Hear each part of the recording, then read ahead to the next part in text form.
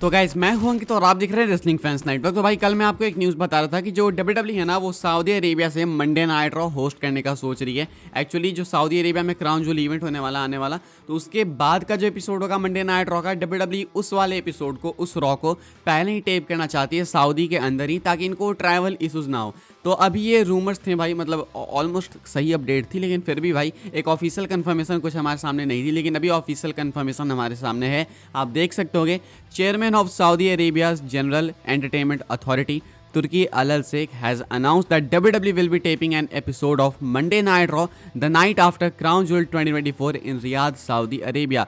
तो इन्होंने तुर्की अल शेख ने खुद से कंफर्म कर दिया कि WWE क्राउन जूल होस्ट करने के बाद सऊदी में ही रहने वाली है, वहाँ पे टेप करेगी अगले दिन वो मंडे नाइट रॉ को, एंड उसके बाद वहाँ से निकलेगी। तो ट्रैवल इशूज़ खत्म, जो टेप हो जाएगा सो आपको नॉर्मल टाइम पे आपको अपने यहाँ देखने को मिलेगा। यूएसए में भी अपने नॉर्मल टाइम पे टेलीकास्ट होगा, वो ऑन एयर होगा, लेकिन सऊदी में वो पहले ही टेप हो चुका होगा, यानी कि स्पॉयलर्स आपको हमको पहले ही मिल जाएंगे। साथ में ये जो स्मैकडाउन होगा सऊदी के क्राउन जूल से पहले का, वो भी शायद वहीं पर डब्ल्यूडब्ल्यू होस्ट करेगी, लेकिन वो टेप नहीं होगा, शायद वो लाइव कर सकते हैं, वो कुछ घंटे पहले टेप कर सकते हैं मोस्ट लाइकली, जैसे रात को करेंगे वहाँ पे सऊदी में, एंड उसके बाद हमें अपने दिन अगले दिन सुबह जब भी देखने को मिलता है देखने को मिलेगा।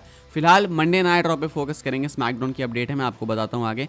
मंडे नाइट रॉ की अपडेट ये है कि क्राउन जूल खत्म करने के बाद ये अगले दिन भी सऊदी में रहने वाले हैं, एंड वहाँ पे होस्ट करेंगे मंडे नाइट रॉ को, टेप करेंगे, स्पॉयलर्स हमें मिल जाएंगे, एंड उसके बाद अगले दिन मंडे नाइट रॉ भाई टेलीकास्ट होगा। तो ये है कुछ टेलीकास्ट, अगर आपको लाइव देखना है तो आप जैसे देखते हो वैसे ही देखोगे, लेकिन स्पॉयलर्स लेने तो आप अपडेट वीडियोस के अंदर स्पॉयलर्स फॉर श्योर ले सकते हो। आगे बढ़ते हैं गाइस, बात करते हैं अगली स्टोरी के बारे में, जो कि स्मैकडाउन को लेके। अब स्मैकडाउन के टेपिंग को लेके अपडेट है। ये जो स्मैकडाउन का एपिसोड होने वाला है इसी हफ्ते, ये परसों जो स्मैकडाउन होगा सैटरडे को, ये टेप होने वाला है स्मैकडाउन, एंड ये अभी पता चल रहा है हमें टेप होने वाला है कब, ये तो भाई कुछ घंटे पहले टेप होगा ये। मतलब लाइक स्मैकडाउन इंडिया में मान लो 5:30 बजे चालू होता है, तो सपोज करो कि फ्राइडे नाइट यानी कल रात को ही 10:30 11:30 के आसपास ये टेप हो जाएगा। तो ये पहले भी अभी हो रखा है, अभी रिसेंट टाइम में डब्ल्यूडब्ल्यू ऐसा ही कर रही है। तो अभी अपडेट निकल के सामने आई, उस अपडेट का कहना है कि डब्ल्यूडब्ल्यू टेप करेगी इसको, यानी इस स्मैकडाउन को भी टेप करेगी, लेकिन कुछ घंटे पहले टेप करेगी, एंड उसके बाद आपको अपने यूजुअल टाइम पे ये टेलीकास्ट होते हुए दिख जाएगा। तो अभी के अकॉर्डिंग स्मैकडाउन को लेके ये अपडेट है।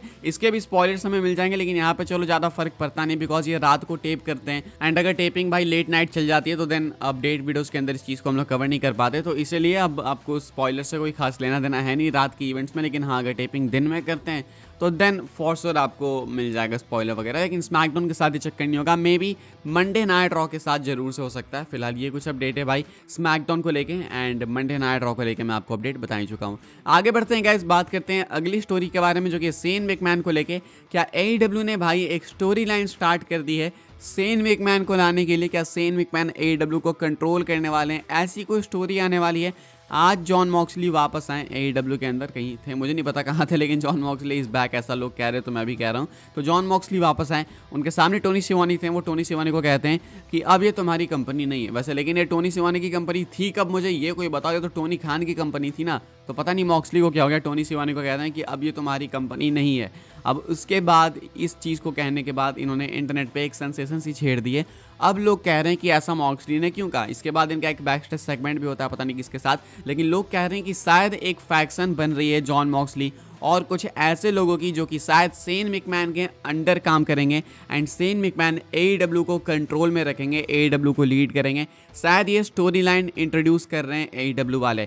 अगर एक्चुअली में कर रहे हैं तो ये बहुत टॉप टियर स्टोरी लाइन है भाई, इसको बहुत अच्छे से इंप्लीमेंट किया जा सकता है। शेन मैकमैन सोचो AEW कंट्रोल कर रहे हैं, उनके अंडर कौन काम कर रहा है? उनके फैक्शन के अंदर जॉन मॉक्सली, बॉबी लैस्ली, रिकोसे, MVP वगैरह ये सब कर रहे हैं। तो सोचो आप भाई क्या हाइप बन जाएगी। साथ में रसल वोड्स को भी ऐसे ही लगता है, बिकॉज इन्होंने भी एम्ब्रोज एंड शेन मैकमैन की एक पिक्चर पोस्ट करी पहले से, एंड लिखते हैं कैप्शन क्रेडिट भी, क्या ये हो सकता है? तो AEW डायनामाइट भाई काफ़ी मैसिव रहा। अगर आप इस POV से देखोगे तो शायद शेन मैकमैन का AEW डेब्यू काफ़ी करीब है, एंड शायद यही स्टोरी होने वाली है कि शेन मैकमैन AEW को टेक ओवर करेंगे अपने इस फैक्शन के साथ में, एंड शायद इसीलिए मॉक्सली ने आज कहा है डायनामाइट के अंदर कि ये कंपनी तुम्हारी कंपनी नहीं है। तो शायद ये स्टोरी लाइन को किक स्टार्ट कर रहे हैं यहाँ से। अब क्या सोचते हो आप कमेंट करके बताना भाई। अगर ये स्टोरी लाइन ये ले आते ना तो देन मुझे लगता है कि मैं इसको फॉलो करूँगा, बिकॉज ये सुन के काफ़ी एक्साइटिंग लग रहा है मुझे, काफ़ी हाइप हो जा रहा हूँ मैं सुन के। तो आई थिंक इसको अच्छे से इंप्लीमेंट भी कर सकते हैं। शेन मैकमैन क्या बन सकते हैं game changer all elite wrestling के लिए, क्या लगता है कमेंट करके बताना। आगे बढ़ते हैं गाइस, बात करते हैं अगली स्टोरी के बारे में, जो कि WWE के PLEs को लेके। WWE अपने PLEs के अंदर अब पहले से काफ़ी कम मैचेस रखती है ट्रिपल एच एरा के अंदर, एंड ये चीज़ आगे भी कंटिन्यू होने वाली है। लेकिन क्यों, इसके पीछे का रीजन निकल के सामने आया। फाइटफुल सिलेक्ट की तरफ से कहा जा रहा है sorted WWE PLE cards are expected to continue and WWE are happy with how they turn out. The format has worked for WWE and it allows them to stack Raw and SmackDown, which WWE says it's especially useful when SmackDown runs in the same city as the premium live event। तो कहना है कि ये इसीलिए हुआ। पहली बात होगी WWE हैप्पी इस चीज़ से खुश है, तो ये शॉर्टर कार्ड्स आगे भी कंटिन्यू होने वाले हैं, यानी 5 मैचेस वाले, 6 मैचेस वाले ये PLEs आगे भी कंटिन्यू होने वाले हैं। कहा जा रहा है कि फॉर्मेट WWE के लिए एक्चुअली में काम कर रहा है। WWE को ऐसा लगता है कि ना वो पेपर व्यूज़ में अगर कम मैचेस रखते हैं तो देन वो Monday night raw and SmackDown को स्टैक कर सकते हैं, यानी कि स्मैकडाउन में भी इनफ कंटेंट दे सकते हैं। ये अपडेट मैं पहले भी आपको बता चुका हूँ। तो फाइटफुल सिलेक्ट का भी सेम कहना है, अब WWE सेम पैटर्न के साथ में आगे बढ़ने वाले हैं, यानी कि कम मैचेस ही होने वाले हैं PLEs के अंदर। रेसलमेनिया के अंदर भी काफ़ी कम मैचेस इन्होंने करा दिए थे, लेकिन समझ टाइम तो मुझे ठीक लगा भाई, 7 मैचेस ठीक है, फाइन है। लेकिन बैश इन बर्लिन के लिए वापस से 5 मैचेस ही कंफर्म्ड हैं। अगर LA नाइट जो कि शायद स्मैकडाउन में ओपन चैलेंज देने वाले हैं वहाँ पे नहीं देके बैश इन बर्लिन में देते हैं तो देन 6 मैचेस हो जाएंगे। तो देन आई थिंक कि सही होगा, मतलब 6-7 मैचेस तो काफ़ी हैं भाई, लेकिन 5 मैचेस या 5 से कम तो आई थिंक कम है एक्चुअली में, एंड कम भी है तो कोई दिक्कत नहीं है। WWE से खुश है एंड सेम पैटर्न को लेके आगे बढ़ने वाली है WWE। आगे बढ़ते हैं गाइस, हम लोग बात करते हैं अपनी नेक्स्ट एंड फाइनल स्टोरी के बारे में, जो कि ब्लड लाइन को लेके। ब्लड लाइन भाई अब आने वाली है जे उसो के पीछे, एंड मोस्ट लाइकली उनको कॉस्ट करने वाली है उनके इंटरकॉन्टिनेंटल चैंपियनशिप अपॉर्चुनिटी।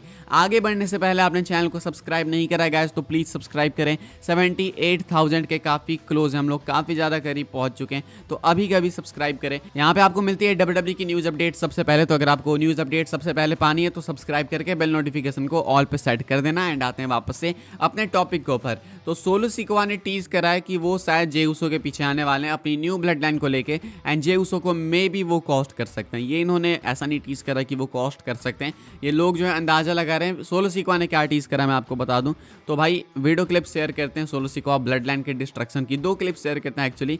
पहली वाली तो कुछ ऐसे ब्लड लाइन वाली थी, एंड दूसरी वाली भाई आप देख सकते हो कि स्क्रीनशॉट यहाँ पे सोलो सिकोवा जे उसो को डिस्ट्रॉय कर रहे होते हैं, तो वो वाली क्लिप यहाँ पे शेयर करी गई है। एंड यहाँ पे सोलो सिकोवा जो है ना भाई आई बॉल्स वाली इमोजी डालते हैं। ये इकलौती वीडियो है शेयर करते हुए जहाँ पे सोलो सिकोवा आई बॉल्स वाली इमोजी डालते हैं, यानी कि वो इस चीज़ को आगे भी देख पा रहे हैं कि शायद ये आगे भी इस चीज़ को कर सकते हैं। अब अभी के अकॉर्डिंग भाई मुझे लगता है, एंड सबको लगता है सिर्फ मुझे नहीं, कि सोलो सिकोवा जे उसो को तब कॉस्ट करेंगे जब जे उसो जाएंगे पीछे इंटरकॉन्टिनेंटल टाइटल के, यानी कि ब्रॉन ब्रेकर को जब वो चैलेंज करेंगे तो देन जे उसो को कॉस्ट कर सकते हैं सोलो सिकोवा। यानी कि इसका मतलब ये है कि शायद जे उसो फिर से चैंपियन नहीं बन पाएंगे जब उनको मौका मिलेगा। तो एंड इसके बाद क्या होगा आपको मालूम है, धीरे धीरे हम लोग करीब पहुंच रहे हैं ओजी वर्सेज न्यू ब्लड लाइन के बैटल की तरफ, तो ये चीज़ मोस्ट लाइकली है। फिलहाल ये टीज हो चुका है, एंड इस वीडियो के लिए गाइस यही सारी अपडेट्स थी। आई होप आपको इन्फॉर्मेशन मिली हो तो वीडियो को लाइक करें, शेयर करें, सब्सक्राइब करें चैनल को, ताकि आने वाले टाइम के अंदर आपको और भी ऐसे WWE की news updates time to time जानने को मिलते रहे। फॉलो कर सकते हैं आपको मुझे इंस्टाग्राम एंड ट्विटर पर, लिंक आपको मिल जाएगा डिस्क्रिप्शन में।